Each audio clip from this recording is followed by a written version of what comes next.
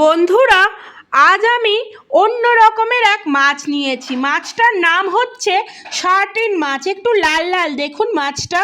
এই মাছটারই বানাবো তেল ঝাল।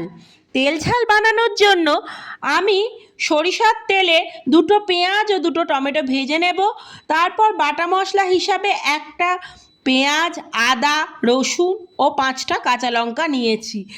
এবং রঙটা আসার জন্য আমি এভারেস্টের কাশ্মীরি লাল চিলি পাউডারটা ইউজ করব। দেখুন কিভাবে হয় রান্নাটা। একটি কড়াইয়ে সরিষার তেল গরম করে মাছগুলো ভাজতে দিলাম।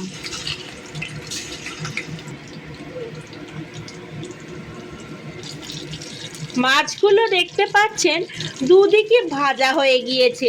শার্টিন মাছ সামুদ্রিক মাছ, তাই দেখুন কত তেল বেরিয়েছে। খানিকটা তেল অবশ্য আমি পেঁয়াজ ভাজার আগে রিমুভ করে দেব। শার্টিন মাছ সামুদ্রিক মাছ হওয়ার জন্য এবং উপযুক্ত ফ্যাটি অ্যাসিড থাকার জন্য এটি স্বাস্থ্যের পক্ষে খুবই উপকারী। এবার মাছগুলো তুলে নেওয়া যাক। ডিপ ফ্রাই করা শার্টিন মাছ। পেঁয়াজগুলো ভাজতে দিলাম। একটুখানি ভাজা হলে আমরা টমেটোটা যোগ করব।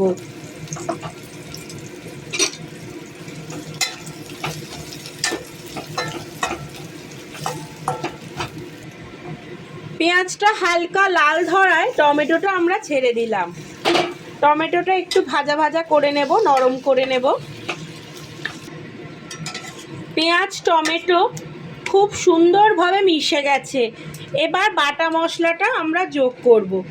বেটে রাখা পেঁয়াজ, আদা, রসুন, কাঁচা লঙ্কা পেস্টটা যোগ করলাম। লবণ যোগ করলাম, হলুদ যোগ করলাম, আর এই চিলি পাউডার যোগ করব। খুব সুন্দর করে কষাবো। কষিয়ে তেল ছাড়লে মাছগুলো দেব। মিনিট 5-7 পর মশলা কষানো হলে জল দেব আমরা 1 কাপ মতন। 1 চামচ চিনি দিলাম।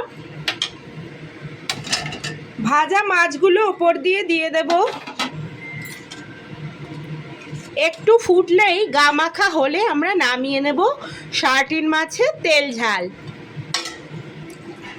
রান্নাটা গা মাখা হয়ে এসছে। এবার সামান্য একটু গরম মশলা দিয়ে নেড়ে চেড়ে নেব। আপনারা মনে রাখবেন এই মাছটা একটু শক্ত হয়, একটু ফোটাতে হবে। আর দ্বিতীয় কথা, মাছটা একটু টক টক খেতে লাগে, কিন্তু মাছটা ভালো করে দেখবেন ভালোই লাগবে। সামান্য একটু টক ভাব থাকে মাছটায় অ্যাসিডিটির কারণে। বন্ধুরা, তাহলে রেসিপিটা দেখে নিয়েছেন, এইভাবেই বানিয়ে ফেলবেন শার্টিন মাছের ঝাল। বা আমার মেয়ে খেয়ে বলল একেবারে মা চিলি হয়েছে, দেশীয় চিলি ফিশের মতো বানিয়ে ফেলুন। জানেন তো, ক্যাটারাররা এই মাছেরই অনেক সময় চিলি ফিশ বা ফিশ ফ্রাই করে থাকে। একটু টক ভাব থাকে মাছটা, কিন্তু মাছটা হেলদি, খাবে। আপনারা সবাই খুব খুব ভালো থাকবেন। আবার দেখা হবে এক গুচ্ছ সাবেকি রান্না নিয়ে নতুন বছরে। আগাম শুভ নববর্ষ। সবাই খুব ভালো থাকবেন।